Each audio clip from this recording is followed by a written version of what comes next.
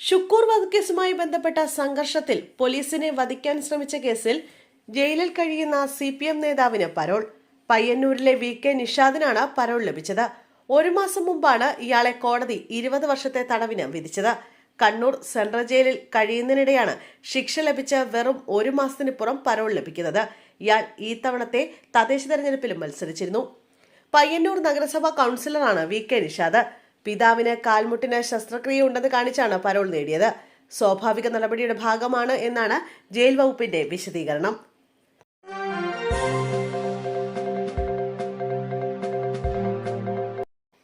മേയറുടെയും deputy മേയറുടെയും വാഹനം BJP ഓഫീസിന് മുന്നിൽ പാർക്ക് ചെയ്ത ചിത്രം പങ്കുവച്ച് K. സുരേന്ദ്രൻ.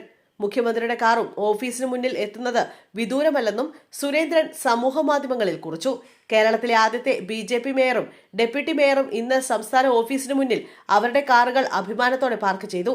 വളരെ പെട്ടെന്ന് തന്നെ കേരള മുഖ്യമന്ത്രിയുടെ കാറും ഇവിടെ പാർക്ക് ചെയ്യും, അത് ഉറപ്പാണെന്ന് സുരേന്ദ്രൻ കുറിച്ചു.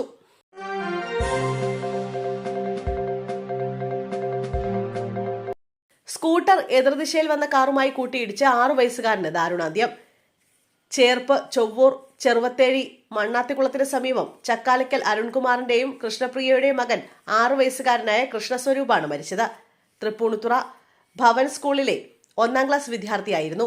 ഇന്ന് ഉച്ചയോടെ ചൊവ്വൂർ മോഴിപ്പറമ്പിൽ ഫർണിച്ചർ ഷോറൂമിന് മുന്നിലാണ് അപകടം നടന്നത്.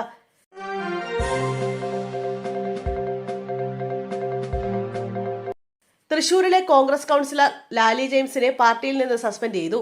കോർപ്പറേഷൻ മേയറാകാൻ DCC പ്രസിഡന്റ് പണം ആവശ്യപ്പെട്ടതായി ആരോപണം ഉന്നയിച്ചതിന് പിന്നാലെയാണ് സസ്പെൻഷൻ. മേയറായി തെരഞ്ഞെടുക്കപ്പെട്ട ഡോക്ടർ നിജി ജെയിംസ് പണപ്പെട്ടിയുമായി കോൺഗ്രസ് നേതാക്കളെ കണ്ടെന്നും പണമില്ലാത്തതിനാലാണ് താൻ തഴയപ്പെട്ടതെന്നും ലാലി ആരോപിച്ചിരുന്നു.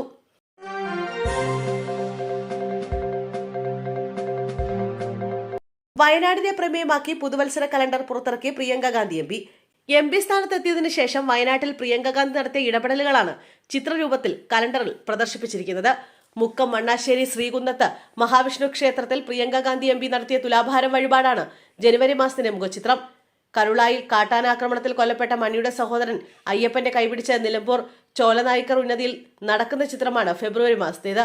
നൂൽപ്പുഴയിൽ കുടുംബശ്രീ സംരംഭമായ വനദുർഗ മുള ഉൽപാദന കേന്ദ്രത്തിൽ സരസ്വതി കൊട്ട നെയ്യുന്നത് കൗതുകത്തോടെ നോക്കി പഠിക്കുന്ന പ്രിയങ്ക ഗാന്ധിയുടെ ചിത്രവും ചെറുവയൽ രാമനൊപ്പം കൃഷിയിടത്തിൽ നടക്കുന്ന ചിത്രവുമെല്ലാം ഓരോ മാസത്തിലെ കലണ്ടറിലും ഉൾപ്പെടുത്തിയിട്ടുണ്ട്.